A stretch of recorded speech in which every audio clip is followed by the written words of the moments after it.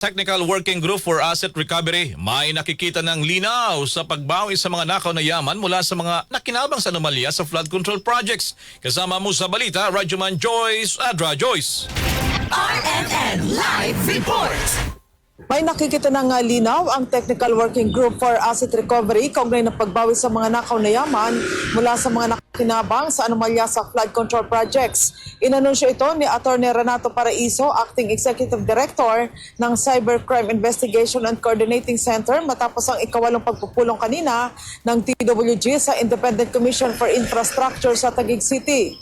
ICI TWG meeting, so it was very fruitful. From last week up to today, ang laki na ng difference. Now we have somewhat better visibility on the universe kung ano na yung na-recover natin na assets at ano na yung mga pending assets na for valuation, ano na yung mga na-realize natin assets. When we say realized, ano na yung mga Tinukoy naman ni Customs sa Deputy Chief of Staff Attorney Chris Bendijo ang kabuang halaga ng mga na-recover na air assets, cash return, motor vehicles at real properties o universe na nasa mahigit 4.8 billion pesos mula sa ilang mga sangkot sa flood control projects anomalies. For real property, those with valuation, it already amounts to 2.11 billion. So there are still around may 1,000 properties pa per valuation.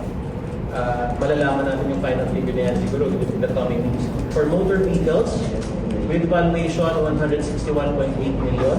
Of that amount, 47.6 million mahigit ang na-realize na. So that's the total motor vehicles with valuation. 41 units for valuation pa. Sorry. For air assets, with valuation 2.2 billion. For the cash return, realized na siya, 316,381,500 pesos.